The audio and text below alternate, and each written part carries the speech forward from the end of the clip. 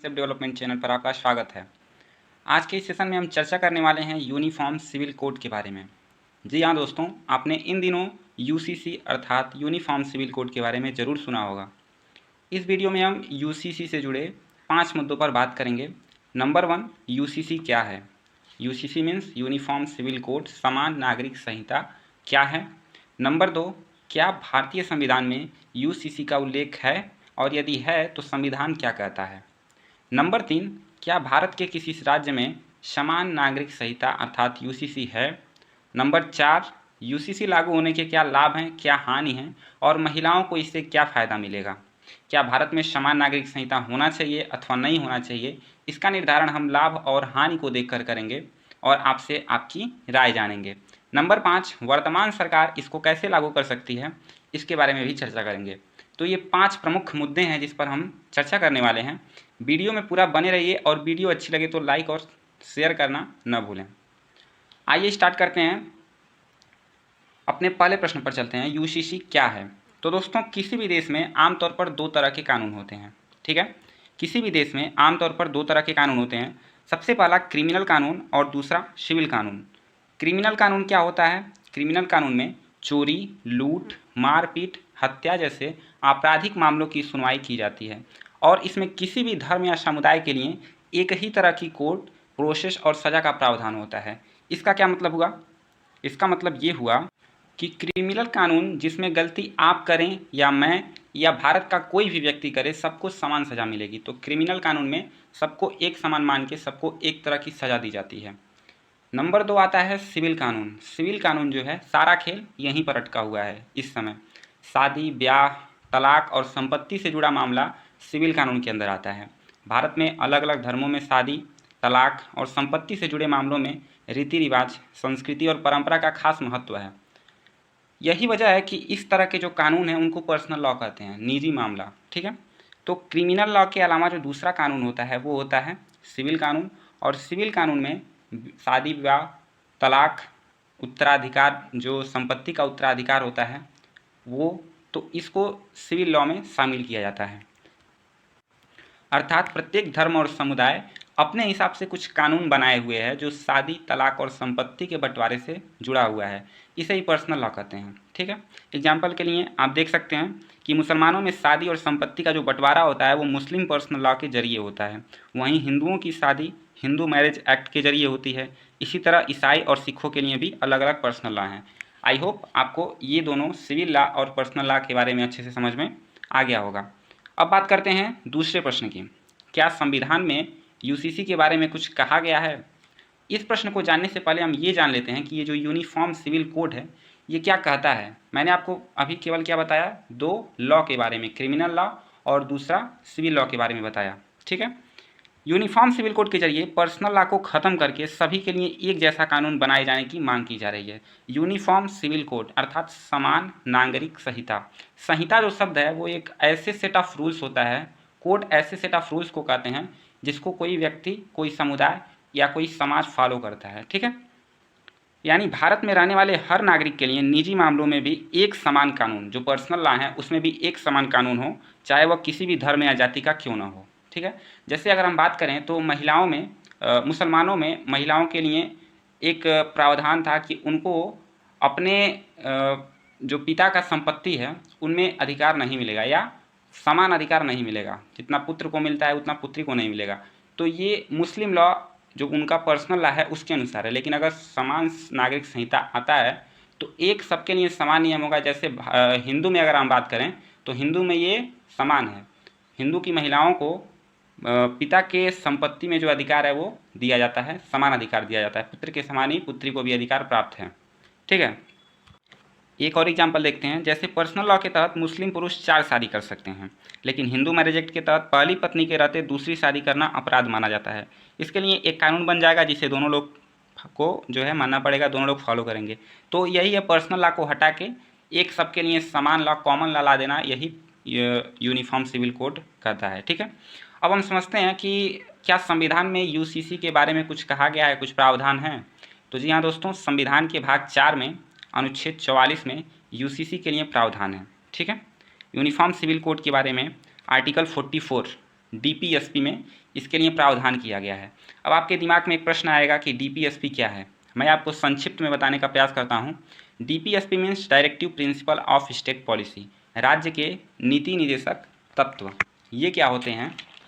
जब भारतीय संविधान के निर्माता संविधान का निर्माण कर रहे थे तो वहाँ उन्होंने संविधान में मौलिक अधिकारों के अलावा भारतीय नागरिकों के लिए कुछ और अधिकारों का भी प्रावधान किया, जिसे अनुच्छेद 36 से 50 तक डीपीएसपी के रूप में जाना जाता है। संविधान निर्माताओं ने सोचा कि सही समय जब आएगा तो राज्य इसे लागू कर देगा। चूँकि जब देश आज़ाद हुआ था तो उस समय ऐसी स्थिति नहीं थी कि डीपीएसपी के अधिकार भी उस समय के नागरिकों को दिया जाए। इसीलिए संविधान निर्माताओं ने यह सोचा कि सही समय आने पर राज्य इसे खुद लागू कर देगा और ये अधिकार भी नागरिकों को मिलने लगेंगे। उसी में से एक अधिकार है 44 समान नागरिक संहिता। आई होप डीपीएसपी आपको समझ में आया होगा। तो मैं आपसे बात कर रहा था कि यूसीसी का भारतीय संविधान के डीपीएसपी में अनुच्छेद 44 में उल्लेख किया गया है। इसके अनुसार भारत के प्रत्येक नागरिक के पर्सनल लॉ समान होंगे। मतलब भारत में कोई भी समुदाय, कोई भी धर्म, कोई भी जाति के जो लोग हैं उनके पर्सनल लॉ जो है वो समान होंगे। अनुच्छेद 44 ये कहता है यूसीसी, यूनिफॉर्म सिविल कोड। ठीक है, अब बात कर लेते हैं कि क्या जो कोई ऐसा स्टेट है जो यूसीसी लागू कर रखा है। प्रश्न नंबर 3 है कि क्या ऐसा कोई स्टेट है जिसने यूसीसी लागू कर रखा है। तो जी हाँ दोस्तों, अभी देश में भारत की अगर हम बात करें तो गोवा ही अकेला राज्य है जहाँ यूनिफॉर्म सिविल कोड लागू है। ये वहाँ पे क्यों लागू है? गोवा में पुर्तगाली सिविल कोड 1867, आपको पता होगा गोवा पुर्तगालों का गुलाम रहा है, तो 1867 के नाम से पुर्तगाली सिविल कोड 1867 के नाम से जाना जाता था। पुर्तगालियों ने यहाँ पे सिविल कोड लागू किया था। 1961 में जब गोवा का भारत में विलय हुआ तो इसके बाद यही कानून वहाँ पे चलता रहा। ठीक है, अगर दूसरे देश की बात करें तो ज़्यादातर मुस्लिम देश शरिया लॉ फॉलो करते हैं। शरिया लॉ मतलब एक तरह से कहें तो जो उनका अपना पर्सनल लॉ जो है उसको फॉलो करते हैं। पाकिस्तान, इराक, ईरान, यमन और सऊदी अरब जैसे देशों के सबके लिए एक ही कानून है। चूँकि ये सारे मुस्लिम कंट्री हैं, बहुलता में वहाँ पे मुसलमान हैं, इसीलिए वहाँ पे कोई प्रॉब्लम नहीं होता है। लेकिन भारत की अगर हम बात करें तो भारत एक विविधतापूर्ण देश है। ठीक है, इजिप्ट, सिंगापुर, मलेशिया और श्रीलंका जैसे देशों में शरिया लॉ सिर्फ पर्सनल लॉ के रूप में लागू है। इजराइल में अलग अलग धर्मों के लिए अलग फैमिली लॉ है। ठीक है, अमेरिका सहित ईसाई बहुल देश जहाँ पे ईसाई अधिक हैं वहाँ पर शादी, तलाक और संपत्ति से जुड़े मसलों के लिए सभी नागरिकों के लिए कॉमन लॉ है। मतलब हर एक व्यक्ति के लिए एक समान लॉ है। एक तरह से हम कहें तो वहाँ पे यूसीसी है। लेकिन अमेरिका में ट्राइबल कम्युनिटी के लिए शादी और तलाक से जुड़े मामलों में छूट है। मतलब जो ट्राइबल कम्युनिटी के लोग हैं, SC ST या फिर जो जनजाति हैं, उनके लिए जो है शादी विवाह तलाक इन सब मामलों में छूट है। ठीक है, तो ये तो हो गया, आपको तीसरे प्रश्न का जवाब मिल गया कि क्या किसी स्टेट या किसी देश में यूसीसी लागू है। अब बात करते हैं प्रश्न नंबर 4 की कि यूसीसी के समर्थन और विरोध में कौन कौन से आर्ग्यूमेंट हैं। इससे आपको यूसीसी के लागू होने के लाभ और हानि को भी समझने में आसानी होगी। ठीक है, तो ये बात करेंगे समर्थन और विरोध में कौन कौन से आर्ग्यूमेंट हैं। तो सबसे पहले हम बात करेंगे उसके फेवर में कौन कौन से आर्ग्यूमेंट दिए जाते हैं। यूसीसी के फेवर में, अर्थात यूसीसी अगर लागू होता है तो उसके फेवर में कौन कौन से आर्ग्यूमेंट दिए जाते हैं, उसके बारे में चर्चा करेंगे। तो सबसे पहला पॉइंट है इट विल इंटीग्रेट इंडिया। पहला पॉइंट है इट विल इंटीग्रेट इंडिया। यह लोगों के अंदर कास्ट, रिलीजन, ट्राइब इन सब से ऊपर उठकर समान होने की भावना प्रेरित करेगी और इंडिया को इंटीग्रेट होने के लिए प्रेरणा देगी। ठीक है, तो इट विल इंटीग्रेट इंडिया। दूसरा पॉइंट है will help in reducing vote bank politics. धर्म के नाम पर लोगों से राजनीति की जाती है, इससे ये कम होगा। ठीक है, आप देखते होंगे भारत में ही बहुत सारे जो धर्म के नाम पे राजनीति होती है वो कम हो जाएगा। चूँकि जब हर जगह समान नागरिक संहिता आ जाएगी, समान अधिकार होंगे, तो इससे जो है जो राजनीति होती है धर्म के नाम पर वो नहीं होगी, ये कम हो जाएगा। तीसरा पॉइंट है पर्सनल लॉ द्वारा लूप होल। लूप होल का बेसिकली मतलब क्या होता है मैं आपको बताऊं। लूप होल का मतलब होता है कमियां। ठीक है, तो पर्सनल लॉ एक लूप होल की तरह है। पर्सनल लॉ को अलाउ करके हम एक नया जुडिशियल सिस्टम बनाए हुए हैं जो हम हज़ारों साल पहले के कानून को फॉलो करने के लिए बाध्य करते हैं। ये जो हम सिस्टम बनाए हुए हैं पर्सनल लॉ को अलाउ करके, वो क्या करते हैं, हमारे हज़ारों साल पहले के जो कानून हैं उसको फॉलो करने के लिए हमें बाध्य करते हैं। ठीक है, तो ये हो गया पर्सनल लॉ और a loophole. Next point है sign of modern progressive nation. जैसे जैसे हम मॉडर्नाइज हो रहे हैं तो हमें परिवर्तन की ज़रूरत है, क्योंकि परिवर्तन ही प्रकृति का नियम है, तो हमें परिवर्तन की आवश्यकता है। पाँचवा पॉइंट है more right to the women. दूसरे महिलाओं के अधिकारों में वृद्धि होगी। ठीक है, मतलब जो महिलाएं हैं उससे उनके जीवन स्तर में सुधार होगा, उनको जो है अधिकारों में उनकी वृद्धि होगी। और किसी भी समाज की अगर प्रोग्रेस को देखना हो ना, तो उस समाज में महिलाओं की स्थिति को देखा जाता है।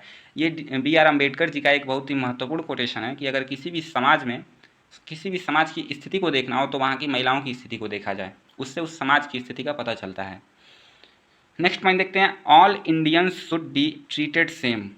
चूँकि भारत एक ऐसा देश है जहाँ कोई भी व्यक्ति अपने धर्म, समुदाय, इन सब का होने से पहले एक भारतीय नागरिक है। ठीक है, अपने प्रत्येक नागरिक के साथ समान व्यवहार होना ये भी सरकार की जिम्मेदारी है, तो इसीलिए यूनिफॉर्म सिविल कोड सरकार लाने की चेष्टा कर रही है। ठीक है, नेक्स्ट पॉइंट देखते हैं, इट प्रमोट्स रियल सेकुलर। जो सेकुलरिज्म है, सेकुलरिज्म जो धर्मनिरपेक्षता है, पंथ निरपेक्षता है, जो भारत की संविधान में उद्देशिका में उल्लेखित है, धर्मनिरपेक्षता अथवा पंथ निरपेक्षता, उसके लिए ये जरूरी है कि भारत में प्रत्येक धर्म को एक समान ट्रीट किया जाए। ठीक है, तो इट प्रमोट्स रियल सेक्युलरिज्म, धर्मनिरपेक्षता को बढ़ावा मिलेगा इससे, और भारतीय संविधान की उद्देशिका में जो धर्मनिरपेक्षता का उल्लेख है वो फॉलो होगा। ठीक है, अब बात करते हैं चैलेंजेस की। तो सबसे पहली चुनौती है जो सामने आती है वो यह है कि एक ऐसे नियम का सेट तैयार करना है जो सभी समुदायों तथा धर्मों को उनकी भावनाओं और हित की रक्षा करते हुए उनको नियंत्रित करेगा। एक सेट ऑफ रूल्स आपको तैयार करना पड़ेगा यूसीसी लागू करने के लिए, जो प्रत्येक धर्म और प्रत्येक समुदाय के लोगों को नियंत्रित करेगा और उनके हितों की रक्षा करते हुए नियंत्रित करेगा। तो ऐसे नियमों को सेट करना, उनको तैयार करना बहुत ही जटिल और कठिन कार्य है। ठीक है, दूसरा जो चीज़ है वो है miss information about UCC. Miss information, जो यूसीसी के बारे में गलत सूचना है। चूँकि आप जान रहे हैं कि लोगों के पास यूसीसी को लेकर पर्याप्त जानकारी न होने की वजह से जो अल्पसंख्यक हैं देश में, वो यह विश्वास उनको हो गया है कि उन्हें हिंदू बनाने की कोशिश की जा रही है। ठीक है, एक माइंडसेट लोगों का बन गया अल्पसंख्यकों का, चूँकि यूसीसी के बारे में अच्छी जो है जानकारी नहीं है। तो सबसे पहले हमको इससे एक निष्कर्ष ये निकाला जा सकता है, निष्कर्ष अभी हम बाद में निकालेंगे, पहले चैलेंजेस देख लेते हैं। तीसरा जो है, some sections in minorities claims it is a way of imposing majority views on them. इसका मतलब ये है कि अल्पसंख्यकों में कुछ वर्गों में यह विश्वास फैल गया है कि यह उन पर बहुमत के विचार थोपने का एक तरीका है। मतलब जो बहुमत चाह रही है वही हो रहा है, बहुमत का विचार जो है उन पर थोपा जाएगा। ठीक है, लेकिन ऐसा कुछ नहीं है, सबकी जो है भावनाओं की कदर यहाँ पे किया जाएगा। यूसीसी लागू करने का मतलब यही है कि सबको समान ट्रीट किया जाएगा। चौथी जो चीज़ है वो है lack of political will due to the complexity and sensitivity of the issue. इसका क्या मतलब हुआ, मुद्दे की जटिलता और संवेदनशीलता के कारण जो राजनीतिक इच्छा शक्ति है उसमें भी कमी है। मतलब अभी मैं आपको आगे बताऊंगा कि इसमें जो लागू करने के लिए बीजेपी क्या केवल पर्याप्त होगी, बीजेपी का जो सपोर्ट है वो यूसीसी लागू करने के लिए क्या पर्याप्त है, क्योंकि किसी एक पार्टी के चलते तो नहीं कोई भी कानून पास हो सकता है। ठीक है, तो ये जो लैक ऑफ कॉम्प्लेक्सिटी है, लैक ऑफ पॉलिटिकल विल है, क्यों है, क्योंकि ये कॉम्प्लेक्सिटी एंड सेंसिटिव इशू है। ठीक है, कई पार्टी इसका विरोध भी कर रहे हैं, यूसीसी न आने का विरोध भी कर रहे हैं, कई पार्टी ये समर्थन भी इसका कर रहे हैं कि यूसीसी आना चाहिए।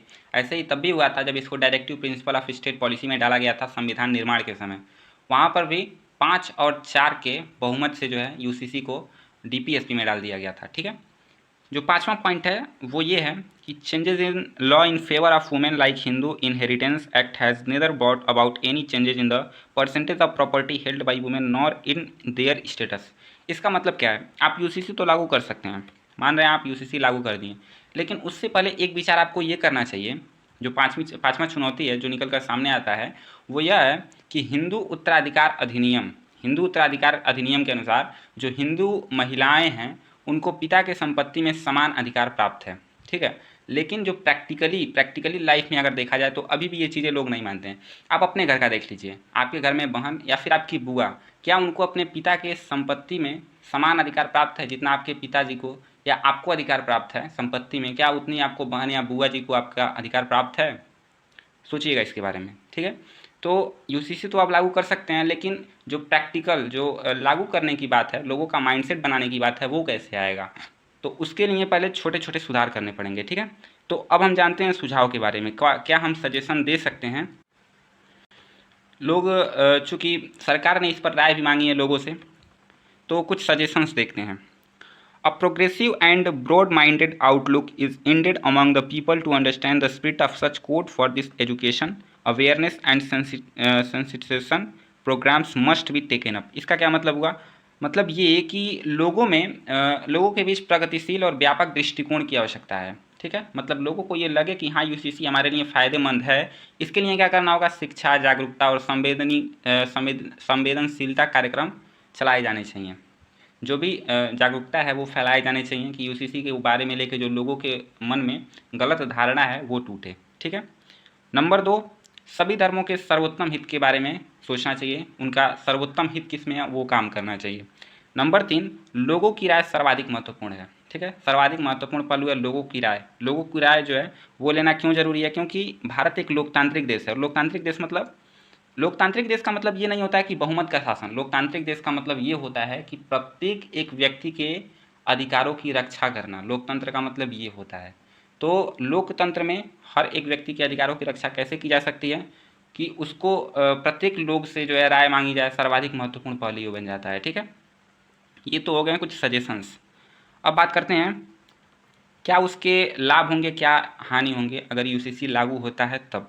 ठीक है, तो the pros of UCC, profit क्या होंगे। सबसे पहला जो प्रॉफिट होगा वो होगा provide equal status to all citizens, मतलब प्रत्येक नागरिक को जो है वो समान अधिकार प्राप्त होंगे, समान जो है दर्जा प्राप्त होगा समाज में। दूसरा जो पॉइंट है वो है प्रमोट जेंडर पैरिटी, मतलब लैंगिक समानता को बढ़ावा मिलेगा, लड़का लड़की या फिर जो है जो थर्ड जेंडर होते हैं उनको भी। तीसरा जो पॉइंट है वो है राष्ट्रीय एकता का समर्थन करेगा ये। ठीक है, मतलब to support the national integrity, ये जो नेशनल इंटीग्रिटी है, राष्ट्रीय एकता है, जब सभी लोगों के लिए समान नियम होंगे तो क्या होगा, ये राष्ट्रीय एकता का समर्थन करेगा। चौथा पॉइंट है कि जो इस समय मौजूदा पर्सनल लॉ में सुधार के मुद्दे पड़े हुए हैं कोर्ट में, उससे छुटकारा मिलेगा। मतलब ऐसे बहुत सारे केस कोर्ट में पड़े हैं जो पर्सनल लॉ से संबंधित हैं, तो उससे छुटकारा मिलेगा अगर यूनिफॉर्म सिविल कोड आ जाता है तब। हानि क्या क्या है इससे, practical difficulties due to diversity in India, क्योंकि भारत में इतनी विविधता है कि लोग इसको स्वीकार करेंगे लेकिन थोड़ा सा बहुत कठिनाई होगी इसमें। ठीक है, तो दिक्कत आएगी इसको लागू कराने में, प्रैक्टिकली इसको फॉलो कराने में। Perception of UCC as encroachment on religious freedom, कुछ लोगों का ये मानना है कि ये जो है रिलीजियस फ्रीडम को इंक्रोचमेंट कर रहा है। ठीक है, दूसरा पॉइंट देखते हैं inheritance of state in personal matters. ठीक है, तो स्टेट का जो पर्सनल मैटर है उसमें जो है ये जो लोगों का जो पर्सनल मैटर है उसमें स्टेट दखल देगा। ये लोगों को लग रहा है कि ये इसकी हानि है। ये इसके विपक्ष में तर्क दिए जा रहे हैं एक तरह से, इसमें मैं कुछ भी नहीं कर रहा हूँ, ये सब जो है तर्क दिए गए हैं। It is a sensitive and tough task to implement, मैंने आपसे कहा ना कि यूसीसी को लागू करना उतना ही कठिन है जितना कि अगर मान लीजिए आप इसको लागू कर भी देते हैं तो लोग फॉलो करें, ये बहुत बड़ी बात है। ठीक है, आप किसी भी चीज़ को तलवार के नोक पे आप फॉलो नहीं करा सकते हैं लोकतांत्रिक देश में। ठीक है, पाँचवा जो पॉइंट है वो है the time is not at suitable for this reform, ये जो पॉइंट है पाँचवा पॉइंट कि ये जो समय है वो अभी यूसीसी के अनुकूल नहीं है। ये कैसे सूटेबल बैठता है मैं आपको समझाने का प्रयास करता हूँ। इस सुधार के लिए अभी समय उपयुक्त नहीं है, क्योंकि भारत के लोगों का सेंटिमेंट जो है उनके धर्म से जुड़ा होता है, और यदि उसे यूसीसी लागू किया गया, यूसीसी लागू हुआ तो यह विद्रोह का कारण भी बन सकता है। लोग इसको न मानने पर भी उतारू हो सकते हैं और विद्रोह कर सकते हैं। अतः इसको धीरे धीरे कार्य को बढ़ाना चाहिए सरकार को। ठीक है, धीरे धीरे कैसे होगा, जैसे मान लीजिए पहले कुछ ऐसे सुधार करने चाहिए जिससे प्रत्येक समुदाय के पर्सनल लॉ में समानता आ जाए। जैसे हिंदू के जो पर्सनल लॉ या फिर सिख हो गए या फिर ईसाई हो गए, जो भी पर्सनल लॉ है सारे धर्मों के, वो लगभग समान आ जाएँ। ठीक है, धीरे धीरे परिवर्तन अगर हो रहे हैं तो। एग्जाम्पल के लिए मुसलमानों में जो न्यूनतम आयु का प्रावधान है विवाह के लिए वो फिक्स कर देना, या फिर जो बहु विवाह होता है, जो मुसलमानों में एक से अधिक लोगों से विवाह किया जा सकता है, चार लोगों से वहाँ के मुसलमानों के पुरुष विवाह कर सकते हैं, उससे जो है उसको रोका जाए। तो ये चीज़ जो है धीरे धीरे अगर परिवर्तित होता है तो समाज जो है एकाएक नहीं बदलता है, धीरे धीरे बदलेगा। ठीक है, तो ये हो गए कुछ प्रॉफिट, कुछ हानि क्या होंगी वो सारी चीज़ें। अब आगे देखते हैं कि भारतीय संविधान और कौन से ऐसे फैक्ट हैं जो आप दे सकते हैं कि यूसीसी लागू होना चाहिए। मतलब अगर संविधान को देखा जाए तो संविधान की उद्देशिका में एक शब्द आता है सामाजिक न्याय। सामाजिक न्याय मतलब सोशल जस्टिस। अब सोशल जस्टिस आप कैसे करेंगे, जब समाज में समान नियम सबके लिए होंगे तब तो आप सोशल जस्टिस कर पाएंगे। एकता और अखंडता की परिकल्पना भी की गई है, तो समान जब नियम रहेंगे तभी एकता और अखंडता बनी रहेगी। दूसरा जो पॉइंट है वो है एकल नागरिकता। एकल नागरिकता, भारत में भारतीय नागरिकता लोगों को दी जाती है, तो पर्सनल लॉ किस काम की, पर्सनल लॉ नहीं होने चाहिए। ये तर्क इसमें दिया गया कि एकल नागरिकता संविधान के अनुसार दिया गया है, तो सबके लिए समान नियम लागू होने चाहिए। अनुच्छेद 14 के तहत विधि के समक्ष समानता, मतलब कानून के सामने सब बराबर हैं, ठीक है, चाहे वो हिंदू हो, मुसलमान हो, सिख हो, ईसाई हो, कोई हो। एक ही देश में धर्म के आधार पर अलग अलग कानूनों का प्रचलन संवैधानिक मूल्यों के विपरीत है, ठीक है। तो सब एक ही देश में अगर कई लॉ चलते हैं, कई कानून चलते हैं, तो ये संविधान के मूल्यों के विपरीत है ये, ठीक है। अलग अलग पर्सनल लॉ का होना न केवल सांप्रदायिकता के विकास में सहायक है, बल्कि संकीर्ण राजनीति का भी आधार। आपको पता है, मैंने आपको बताया कि धर्म के नाम पर राजनीति जो चलती है वो यूसीसी न होने की वजह से ही फल फूल पाता। अगर यूसीसी लागू हो गया तो ये जो धर्म के नाम पे राजनीति है, वोट बैंक है, ये खत्म हो जाएगा, ठीक है। तो ये कुछ जो है फैक्ट्स थे जो आप देख सकते हैं। महिलाओं की अगर हम बात करें तो यूसीसी से महिलाओं को क्या फ़ायदा होगा। अभी मुस्लिम और पारसी महिलाओं को पैतृक संपत्ति में पुरुषों के मुकाबले कम संपत्ति मिलती थी, ठीक है, मिलती है अभी भी। लेकिन अगर यूसीसी लागू हो जाता है तो यूसीसी के तहत उन्हें पुरुषों के बराबर हक मिलेगा, ठीक है। दूसरा चीज़, यूसीसी के तहत महिलाओं की तरह पुरुष भी एक बार में एक से ज़्यादा शादी नहीं कर पाएंगे। यूसीसी महिलाओं और पुरुषों को तलाक का समान अधिकार देती है। अगर जो महिला और पुरुष इन दोनों को तलाक के समान अधिकार दिया जाता है, और जो पुरुष जो है मुसलमानों में कई शादी कर सकते हैं, इससे उनको रोका जा सकता है यूसीसी लागू हो गया तब। डॉक्टर अंबेडकर का एक कोटेशन है, I measure the progress of a community by the degree of progress which women have achieved. तो अगर महिलाओं के अधिकारों में वृद्धि हो रही है तो समाज में भी वृद्धि होगी, समाज भी विकास करेगा। इतना आपको समझ में आया होगा। अब हम देखते हैं 5वें प्रश्न की तरफ चलते हैं, ये कि क्या बीजेपी पर्याप्त है यूसीसी लागू करने के लिए। तो आपका जवाब होना चाहिए जी नहीं। अगर यूनिफॉर्म सिविल कोड पर वोटिंग हुई तो क्या होगा समीकरण। लोकसभा में कुल 543 सीटें आपको पता होगा, और ये जो यूसीसी लागू करने के लिए 2/3 बहुमत चाहिए। तो 2/3 बहुमत मतलब 362 वोट की ज़रूरत होगी। लेकिन लोकसभा में बीजेपी के पास 303 ही सीट हैं, ठीक है, जबकि चाहिए 362 वोट, जबकि एनडीए के 330 मेंबर हैं। और राज्यसभा के कुल मेंबर की बात करें तो 250 मेंबर होते हैं, जिसमें 2/3 बहुमत के लिए 167 मेंबर की ज़रूरत है, समर्थन की ज़रूरत है। लेकिन बीजेपी के पास यहाँ पर भी 92 सांसद ही हैं, और एनडीए के पास 110 सांसद। तो कुल मिला जुलाकर अगर 2/3 बहुमत की ज़रूरत पड़ी तो दोनों ही सदनों में बीजेपी बहुमत से बहुत दूर है। तो केवल बीजेपी के समर्थन से तो यूसीसी नहीं आ सकता है, कुछ जो अपोजिशन पार्टी है उसको भी समर्थन इसका देना पड़ेगा, तब जाके यूसीसी लागू हो पाएगा, ठीक है। तो ये हो गया आपका, क्या केवल बीजेपी जो है लागू कर सकती है अथवा नहीं, मैंने आपको ये बता दिया। कुल 5 प्रश्नों को मैंने आपके साथ डिस्कस किया, और यूसीसी के बारे में पूरा डिस्कशन कंप्लीट हुआ। आपको अपनी राय क्या है ये आप हमें कमेंट बॉक्स में ज़रूर बताएं, और वीडियो को ज़्यादा से ज़्यादा लाइक और शेयर करें। बाकी बने रहें चैनल पर, नए हैं तो चैनल को सब्सक्राइब कर लें, और मिलते हैं नेक्स्ट वीडियो में। तब तक अपना ख्याल रखें, बड़ों का सम्मान करें, छोटों को प्यार दें, और अपना व्यक्तित्व इस प्रकार विकसित करें कि महिलाएं आपके साथ सम्मानित और सुरक्षित महसूस करें। धन्यवाद।